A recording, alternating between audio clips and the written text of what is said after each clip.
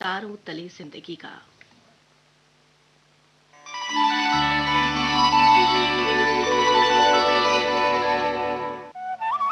तारों तले जिंदगी इस सीरीज में हम आपके लिए लेकर आए हैं हिंदी साहित्य जगत की कुछ चर्चित कहानियों और उपन्यासों पर केंद्रित नाट्य वाचन। इस कड़ी में प्रस्तुत है मुंशी प्रेमचंद का लिखा चर्चित उपन्यास रूठी रानी। तो आइए सुनते हैं प्रसिद्ध उपन्यास रूठी रानी का रेडियो नाट्य वाचन।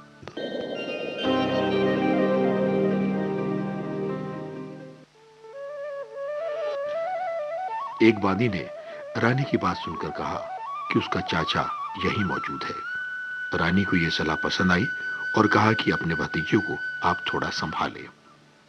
अब सुनते हैं रूठी रानी के रेडियो नाट्य वाचन की 15वीं कड़ी।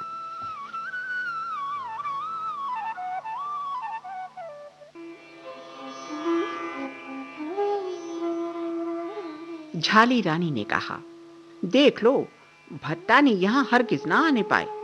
आशा जी, बहुत अच्छा, ऐसा ही होगा, ना आने पाएंगी।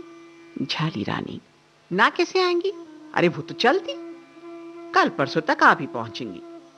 आशा जी, आप खातिर जमा रखिए, मैं उसे रास्ते में ही रोक लूंगा। रानियों ने धन दौलत से आशा जी को मालामाल कर दिया और कहा, अगर आप हमारा काम कर देंगे तो हीरे जवाहरात से घर भर दिया जाएगा। हाँ। आशा जी ने राव जी से ये बहाना किया कि एक जरूरी काम से घर जा रहा हूं और अनुमति पाते ही अजमेर की तरफ चल दिए। जब जोधपुर से 15 कोस पूरब को साना गांव के करीब पहुंचे तो उसे दूर से निशान का हाथी दिखाई दिया। समझ गया कि रूठी रानी की आवाज कान में आ रही है। सवारी का दूर तक तांता लगा था। हाथी के पीछे ऊंटों का नौबत खाना था, उसके पीछे घोड़ों का नक्कारा बज रहा था। जरा और पीछे सजे हुए ऊंट और फिर चीलों का झुंड हवा में लहराता दिखाई दिया। झंडे के पीछे लड़ैत बहादुरों का एक रिसाला था, फिर बंदूकचियों की एक कतार और उसके पीछे तीरंदाज और उसके बाद ढाल तलवार वाले बहादुर सिपाही। जरा और पीछे हटकर कोतल हाथी और घोड़े सोने चांदी में डूबे हुए जर्दी के सामान से लैस धीमे धीमे चलते थे। उनके बाद नकीब और चौबदार सोने चांदी के डंडे लिए रास्ता साफ करते चले आ रहे थे।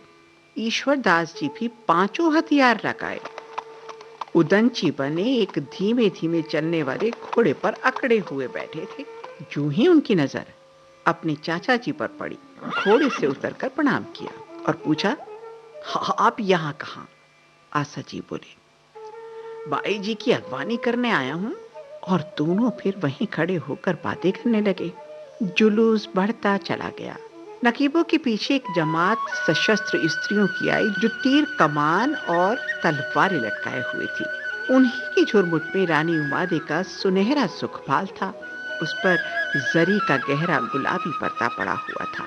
जगह जगह अनमोल जवाहरात और नगीने जड़े हुए थे जिन पर निगाह नहीं ठहरती थी। कहार, अतलस और कमखाब के लिबास पहने हुए थे। इस सजे हुए सुखपाल के पीछे नंगी तलवारों का पहरा था। फिर कई जनानी सवारियां पालकियों, पिनासों और रथों में सवार थी।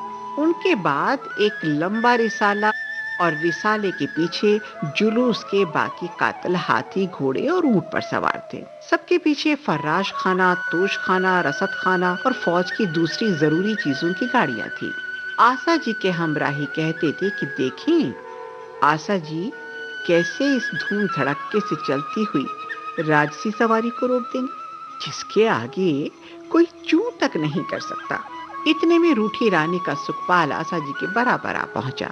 उसने बड़े अदब से चौबदार को आवाज देकर कहा, अरे सुनो, बाई जी से अर्ज करो कि आशा प्रणाम करता है और कुछ अर्ज भी करना चाहता है।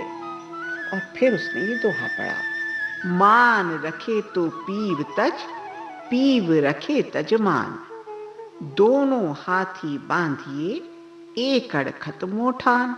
यानी अगर मान रखना चाहती हैं तो पति को तज दें और पति को रखना चाहती हैं तो मान को तज दें, क्योंकि एक ही थान में दो हाथी नहीं बांधे जा सकते।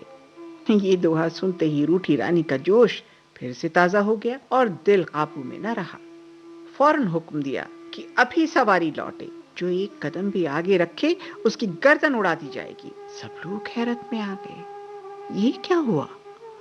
एकाएक काया पलट क्यों कर हुई? ईश्वरदास ने बहुत जोर मारा, हाथ जोड़े, पांव पड़े, सारी वाक शक्ति खर्च कर डाली, मगर आशा जी के जादू भरे शब्दों के सामने उनकी एक न चली। सरदार सिपह सालार बहुत बहुत आरजू मिन्नत करते रहे, मगर उसने किसी की एक न सुनी। उसी कोसाना गांव में डेरे डलवा दिए। आशा जी को अभी तक संशय था कि कहीं लोगों के कहने सुनने से रानी का इरादा फिर से पलट ना जाए। लिहाजा जो ही डेरे पड़े वो उनकी डोढ़ी पर हाजिर होकर प्रणाम करके बोले, भाई जी, आपकी तो जितनी स्तुति की जाए थोड़ी है। आपने जो ठानी है ना ठान, वो आप ही का काम है। रानी बोली, बाबा जी, वो दोहा जरा फिर से पढ़िए। बहुत अच्छा और सच्चा है। मैं अपनी टेक कभी नहीं छोड़ूंगी।